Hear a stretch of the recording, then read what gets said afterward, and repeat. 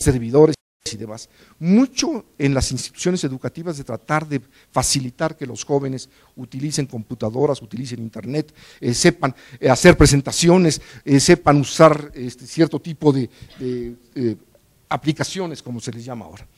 Se hicieron también cosas a nivel del gobierno, de las ciudades del conocimiento, etcétera. O sea, se han intentado muchísimos caminos para lograr que nuestra sociedad aproveche las competencias digitales, las adquiera muy rápidamente o lo más rápidamente que se pueda, para que suba toda la sociedad, suba en lo individual y subamos colectivamente. Recalco esas dos cosas. Desgraciadamente, las cifras que pueden ustedes ver casi en cualquiera de los libros que se publican, yo ahorita últimamente he estado viendo el reporte de la ciencia de la UNESCO Science 2010, y se ve que nuestra penetración en tecnologías digital, nuestras publicaciones científicas, etcétera, siguen siendo bajas comparado con el tamaño de nuestro país y comparado con otras instituciones. Entonces, es evidente que tenemos que seguir haciendo un esfuerzo enorme para lograr que la mayor parte de los mexicanos tengan esas capacidades. Entonces, ¿qué significa? La siguiente, por favor. ¿Cómo sabemos quiénes forman parte de la sociedad digital, quiénes comparten estas tecnologías?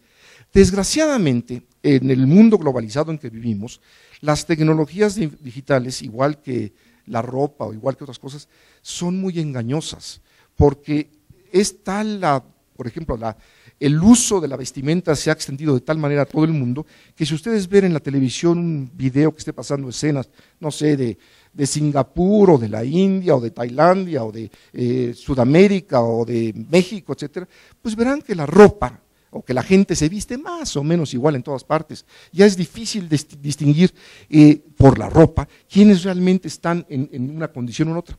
Lo mismo pasa con las tecnologías digitales. Las tecnologías digitales de alguna manera han sido tan exitosas, entre otras cosas porque se han presentado de una manera que nos llegan a todos. Y entonces el que yo use un teléfono digital o use una computadora o tenga conexión a internet, a veces parece que eso ya tengo las grandes competencias digitales, y desgraciadamente eso no es cierto. Las competencias digitales es como si también sabemos leer y escribir, pero no lo usamos realmente para nuestra vida. Sí, si nos ponen algún libro, sí podemos leer, pero es como si fuera mi nieta, tengo una nieta de 8 años, que puede leer y puede leer perfectamente, pero no se trata nada más de que sepa leer, se trata de que utilice eso para toda su vida, para todas sus actividades. Y las tecnologías digitales mucho más que la lectura en todos sentidos, porque intervienen más cosas, y llegan más lejos, nos permiten más posibilidades. Entonces se trata de lograr que las personas, de hecho, puedan tener verdaderamente competencias digitales, y no nada más que usen como lo hago yo, un BlackBerry, pero que yo nada más sé mandar mensajitos y hablar por teléfono, no sé hacer muchas otras cosas. Sí, a lo mejor hago alguna consulta de Google, pero no me crean tampoco que soy muy experto, entonces hago algunas cuantas cositas. Entonces, se trata que la gente se vuelva experta en el uso, no que se vuelvan expertos en computación, por favor, ni en internet, etcétera. No se trata de… Igual que cuando decimos que la gente queremos que sepa hablar, leer y escribir bien, no se trata necesariamente que se vayan a volver literatos, escritores o correctores de estilo o novelistas, se trata de que puedan utilizar su capacidad de leer y escribir para todas sus actividades que tengan que hacer. Esto es lo mismo que pasa. Entonces lo que digo, no solo quiénes son los que saben, los que podemos decir que son digitales. En primer lugar digo, no quienes se refieren a las tecnologías digitales como nuevas tecnologías. Caramba, las nuevas tecnologías, en este caso, tienen ya casi 30 y tantos años, entonces es evidente que no son nuevas. Entonces cualquiera que habla de las nuevas tecnologías de información para referirse, y puedo ser yo, para referirse a ese tipo de cosas, ese no está en la sociedad digital, no forma parte de la sociedad digital, porque para él son nuevas, son algo extraordinario. Pero tampoco están todos aquellos, ya se los dije, todos aquellos que usan algunas tecnologías digitales. No todos los que lo usamos, no todos los que tenemos teléfono celular, realmente estamos en la sociedad del conocimiento. Pero ni siquiera tampoco todos aquellos, aquí hay muchos jóvenes que nacieron cuando esas tecnologías ya estaban en uso, tampoco, porque desgraciadamente las desigualdades que hay en nuestras sociedades son muy grandes y no permiten que realmente digamos eso. Entonces, ¿quiénes son los que tienen las competencias digitales? Pues, ¿quiénes son aquellos que tienen las competencias, es decir, la capacidad y las destrezas para usarlas plenamente? Es lo que estoy insistiendo, para propósitos y en condiciones específicas muy diversas. Esas son las personas que realmente son personas competentes digitalmente. Y hay muchas formas de ver ese tipo de cosas. Y esto lo que nos dice es, bueno, ¿y cómo medimos esto? ¿Cómo sabemos quiénes son? Y esa es la razón por la cual tenemos una prueba, la siguiente, por favor. Y es la razón por la cual el Sistema Nacional de Educación a Distancia y la Asociación de Aseguramiento de la Calidad en Educación y el Trabajo nos pusimos a trabajar para hacer una prueba que nos permita, una prueba estandarizada. Les puedo ahorita hablar más porque es importante la prueba estandarizada, que nos permita medir el nivel de competencia digital que tiene una persona para la educación y el trabajo, con base, tuvimos que poner un nivel, el que nos podríamos referir, el nivel que en este caso tenemos son los niveles de educación media y superior, educación media superior y superior. En otras palabras, que tiene las competencias para usar las tecnologías digitales al nivel que esperaríamos que lo tuviera una persona que terminó la educación media superior o que está en la educación superior. Eso es lo que estamos tratando. La prueba digital está dirigida a ese nivel de conocimientos, a ese nivel de competencias. Entonces no se trata de comparar, de ver si somos tan buenos en competencias digitales como lo que sería algunas de las personas que se dedican a las competencias digitales. No se trata de eso, se trata de si somos tan buenos para usar las competencias digitales como una persona que sabe usar esas competencias y que está en el nivel de educación media superior o superior. La siguiente, por favor. Para eso, evidentemente que exploramos muchas experiencias anteriores, exploramos, de hecho trabajamos en un tiempo muy fuerte con alguna de ellas, estuvimos a punto de hacer una sociedad con la European Computer Driving License, trabajamos en muchos sentidos para averiguar cómo se hacía en otros lados, cómo se manejaban las distintas pruebas en distintos lugares. Y con base en eso, trabajamos para desarrollar la prueba, ahorita se las vamos a explicar, que les vamos a presentar. La siguiente, por favor. ¿Qué esperamos de esta prueba? ¿Para qué va a servir? ¿Para qué la queremos? Pues va a servir para varias cosas, creemos que puede servir para varias cosas. Primero, para contar con referentes que permitan contrastar los logros y los desempeños. ¿Eso qué quiere decir? Que podamos saber nosotros, tener una referencia que nos diga qué tan bien o qué tan mal estoy yo, qué tan lejos o qué tan cerca estoy yo, si es que quiero saber eso, o qué tan cerca o tan lejos están algunas personas que quieran saber eso. Luego es contar con información precisa que permita dar recomendaciones, que permita sugerir acciones de formación, es decir, oigan, esto conviene que se enseñe de otra manera, esto conviene que se introduzca de tal forma, conviene que se ponga más énfasis en esto que en aquello, así como valorar los resultados de las acciones que se han emprendido para el aprendizaje formal autónomo de las competencias digitales.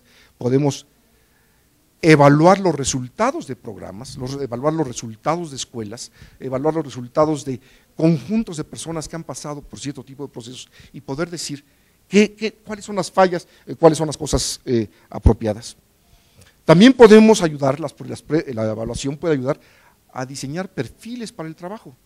Ahora, cuando van ustedes a trabajar, les preguntan, ¿sabes usar computadoras? ¿Sabes usar Excel? ¿Sabes usar PowerPoint? ¿Sabes usar esto? Pero esa es una forma muy genérica de saber si una persona es competente digitalmente o no. Hay que poder precisar más claramente qué es lo que esperamos de las personas que estamos queriendo contratar.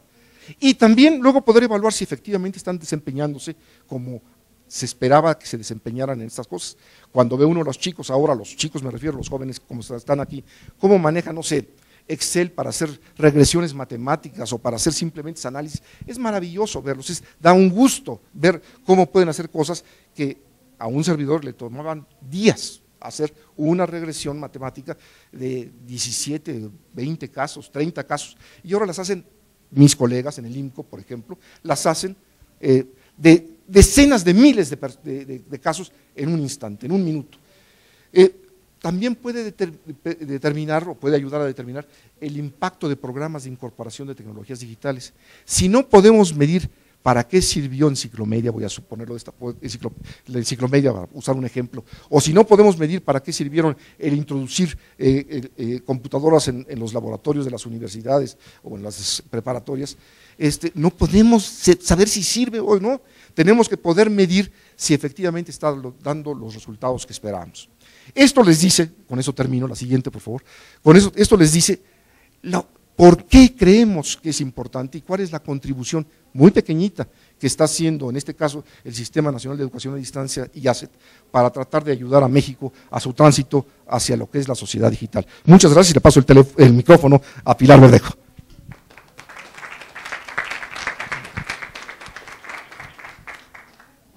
Gracias. Bien, pues ya tienen un panorama general de la justificación por la cual se decidió hacer esta prueba estandarizada sobre la medición de la competencia digital. Y yo les voy a platicar un poco ya del marco conceptual y las bases que están en el desarrollo de esta prueba. La guía, lo que voy a trabajar en estos 15 minutos será los siguientes temas: el marco conceptual, en qué consiste la competencia digital, la importancia del contexto para la competencia digital, la evaluación de competencias, que es uno de los grandes temas, y por qué las pruebas estandarizadas son parte de la evaluación de competencias, el perfil de referencia que hemos desarrollado para esta prueba, el modelo de evaluación con el cual se construyen las pruebas, el tipo de tareas, problemas que se requieren y la calidad de la prueba, o sea, cómo sabremos que esta prueba tiene calidad. Lo primero que hay que mencionar es que la noción de competencia digital es una noción compleja. ¿Por qué? Porque es multidimensional, está interconectada, tiene que ver con el contexto sociocultural y se ubica en el tiempo. Aquí es muy importante que no es una prueba ajena a la sociedad o al lugar en el cual se va a aplicar, sino que representa de alguna manera el comportamiento de la sociedad en el uso de la competencia digital. Además, incluye la capacidad de explorar y aprovechar los cambios tecnológicos para resolver problemáticas, porque muchas veces decimos, bueno, vamos a hacer una prueba para la tecnología de hoy, pero de alguna manera tenemos que ver si las personas también están preparadas para transferir lo que han adquirido de conocimientos o los aprendizajes actuales a condiciones nuevas, de tal manera que puedan continuar aprovechando los desarrollos tecnológicos. El marco conceptual con el cual se ha recogido para esta prueba es que la competencia digital engloba 3 enfoques principales. Uno, el instrumental, que finalmente se requiere saber usar instrumentalmente los equipos, la tecnología para poder resolver un problema. Segundo, el manejo de información, que enfatiza la búsqueda, selección y uso de las fuentes y recursos. Y tercero, la comunicación a través de medios digitales para fines sociales, educativos y laborales. Esto es muy importante porque ha pasado la definición de competencia digital y diferentes pruebas.